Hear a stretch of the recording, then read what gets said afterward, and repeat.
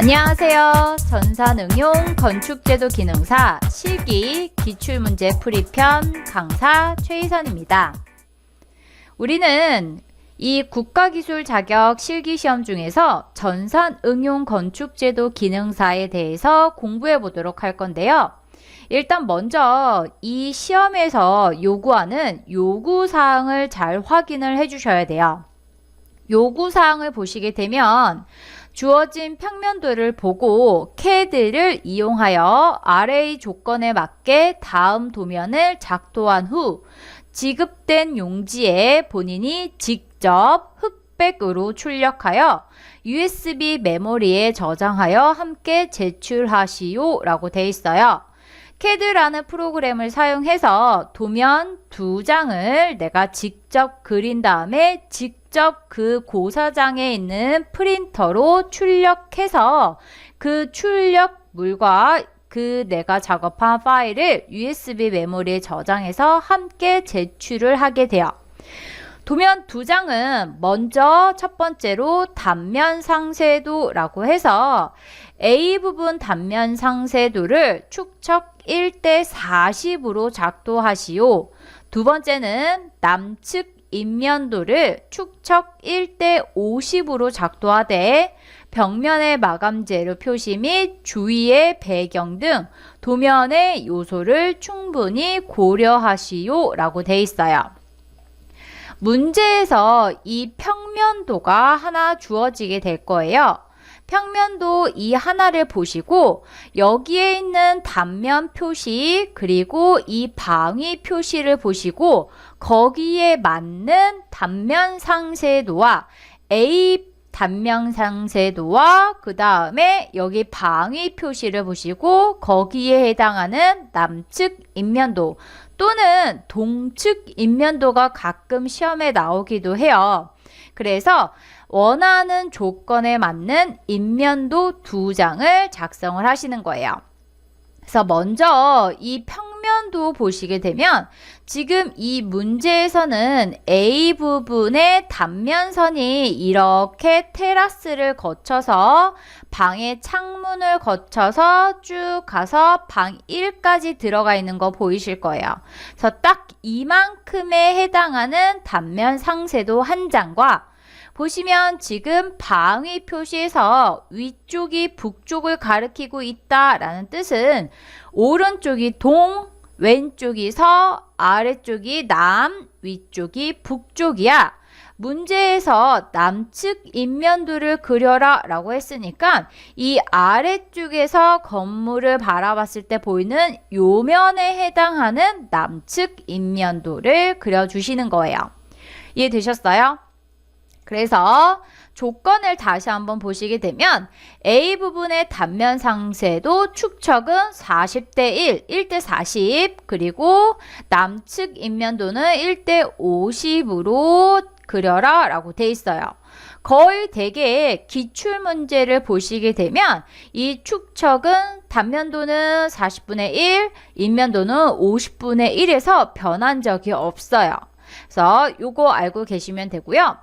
그 다음에 조건을 잘 보셔야 되는데 일단 먼저 기초 및 지하실 벽체 보시게 되면 철근 콘크리트 구조로 하시오 라고 돼 있어요.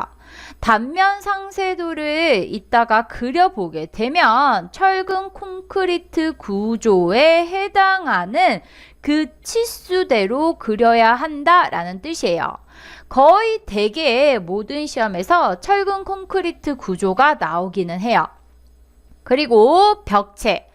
벽체 같은 경우는 외벽과 내벽. 외벽은 실내와 실외 사이에 있는 벽. 실내는 쉽게 말하면 난방이 들어가는 곳, 실외는 난방이 들어가지 않는 곳이다 라고 보시면 돼요. 그래서 그 외벽은 단열이 들어가야 되고 단열 성능을 높이기 위해서 두껍게 벽체를 작성을 하기 때문에 외부로부터 붉은 벽돌 0.5B 그 다음에 단열재 그리고 시멘트 벽돌 1.0B로 하시오 라고 조건이 나와 있어요. 거의 이 조건도 변하지 않는데 이 벽 벽돌 0.5B, 1.0B 등은 이 전산응용 건축제도 기능사 필기를 먼저 준비하시고 합격하신 다음에 실기 준비를 하시는 분들은 이 0.5B, 1.0B가 무엇을 뜻하는지 알고 계실 거예요. 그래서 이따가 다시 한번 제가 직접 작도를 하면서 확인을 해보도록 할 거고요. 내벽 같은 경우 방과 방 사이에 있는 벽, 난방을 하는 곳과 난방을 하는 곳 사이에 있는 내벽 단열을 하지 않고 하중만 버티는 벽은 1.0B 시멘트 벽돌 쌓기로 하시오 라고 돼 있어요. 얘도 마찬가지로 거의 웬만해서 변함이 없지만 한번 확인을 해주시고요.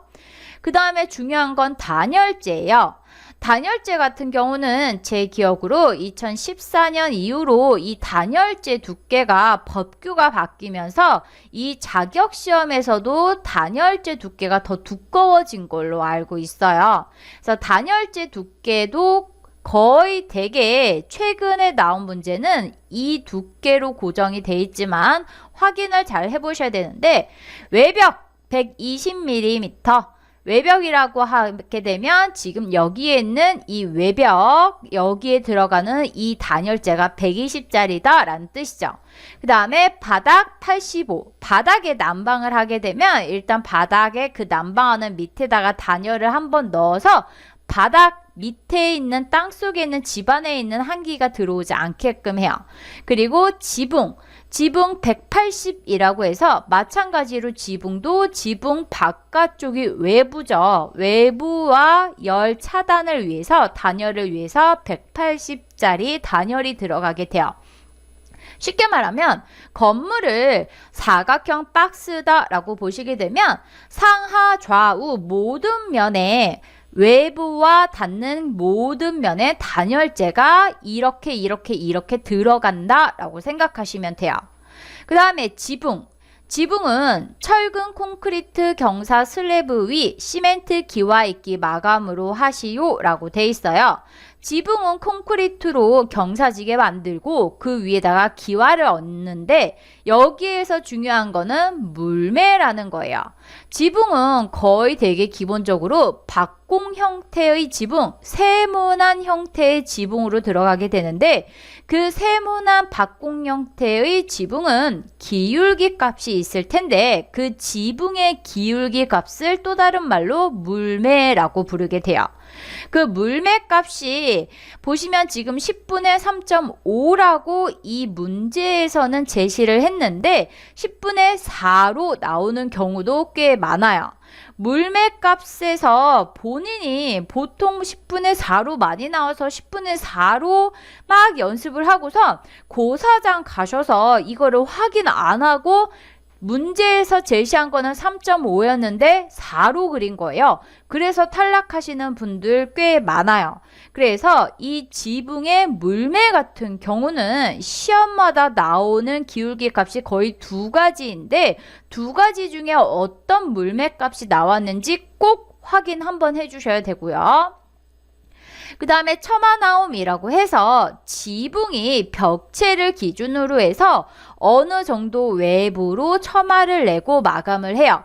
그래야 비가 오게 되면 그 비가 지붕을 따라서 처마 끝에서 바닥으로 떨어지고 얘가 벽을 타고 집 안으로 들어오는 일이 없겠죠.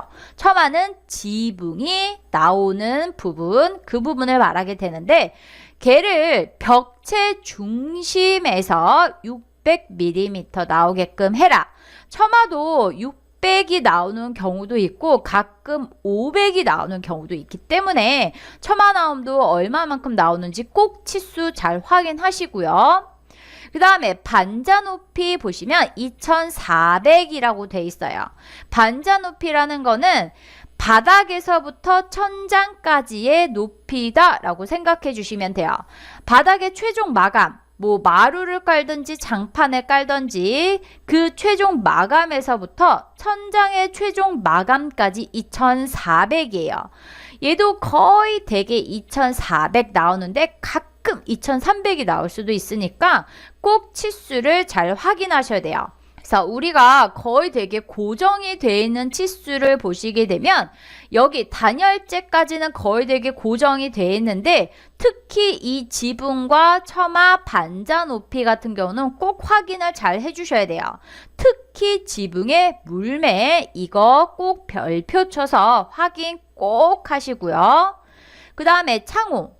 창호라는 거는 창문을 말하게 되는데 목재 창호로 하되 이중창인 경우 외부 창호 알루미늄 세시로 하시오 라고 돼 있어요.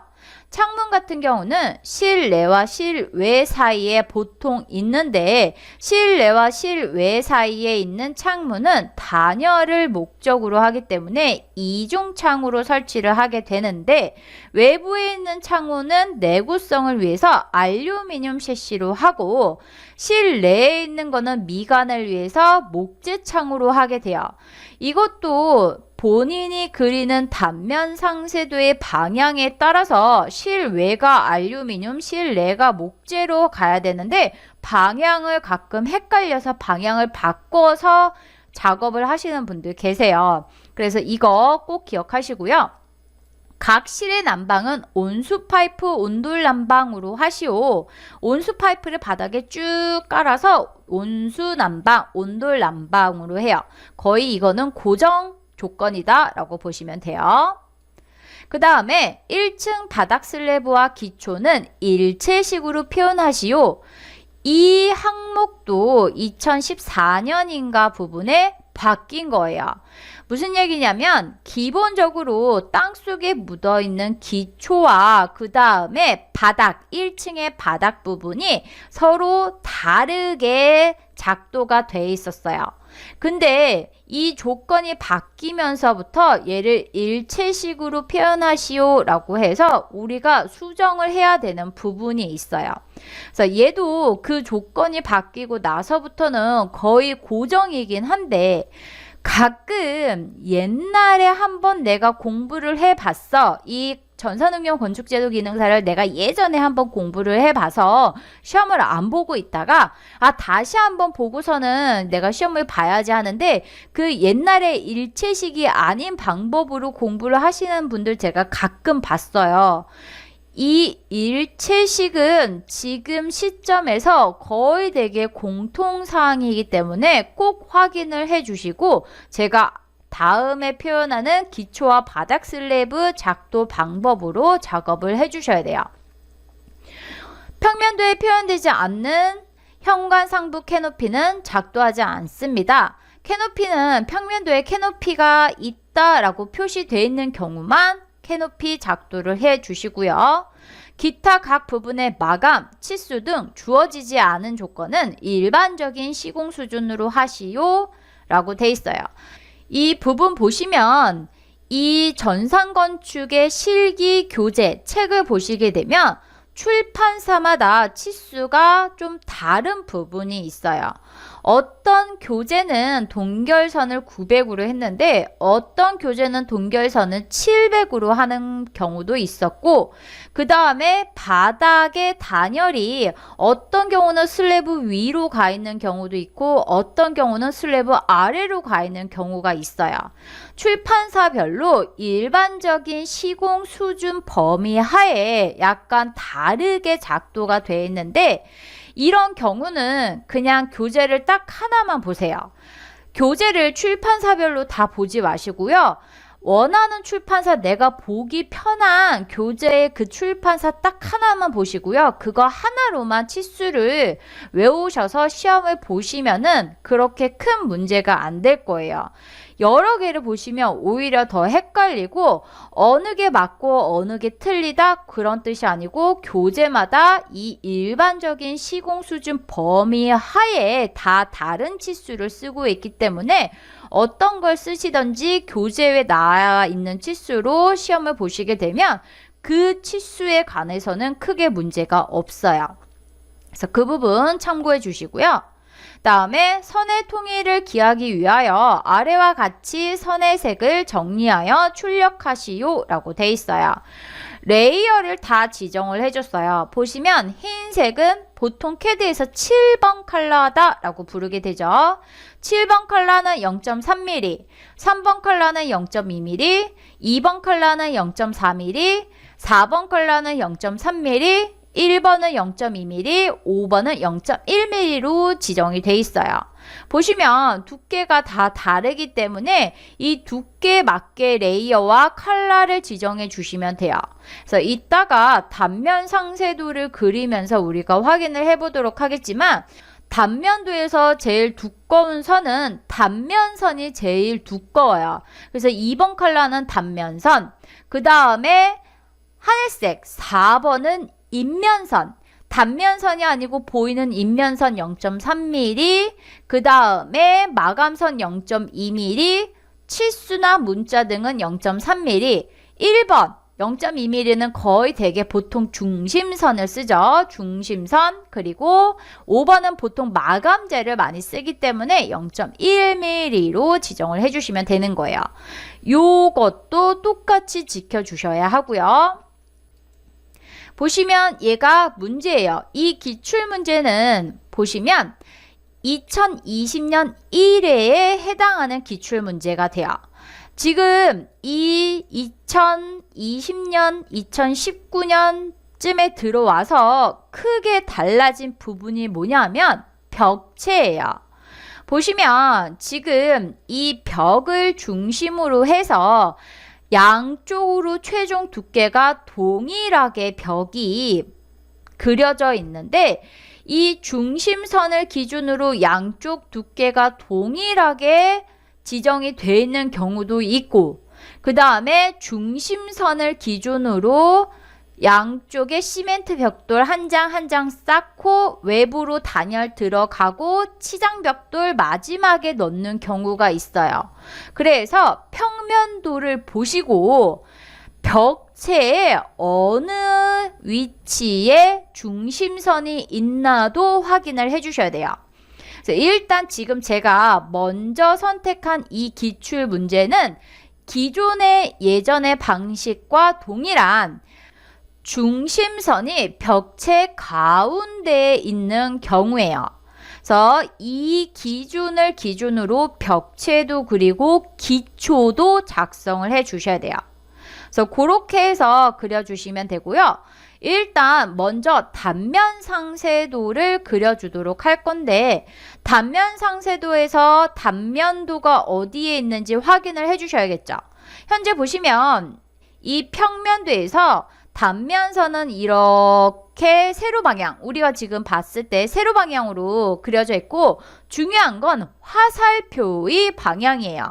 화살표가 지금 어느 쪽을 향하고 있어요? 왼쪽을 향하고 있어요. 그러면 나는 그 반대쪽 오른쪽에 서서 여기에 서서 화살표가 가리키는 왼쪽을 바라봤을 때의 단면도를 그려주시는 거예요.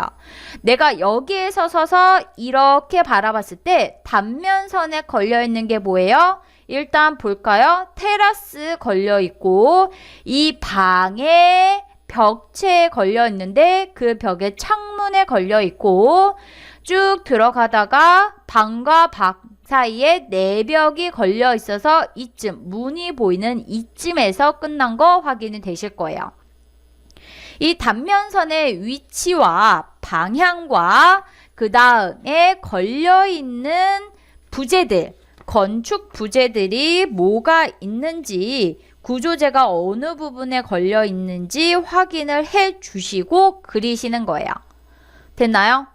그러면 일단 오토캐드에서 단면 상세도를 그리기 위해서 새 파일을 열어줄 건데 처음에 고사장 가시게 되면 이제 거의 되게 이 오토캐드 버전이 좀 틀릴 거예요.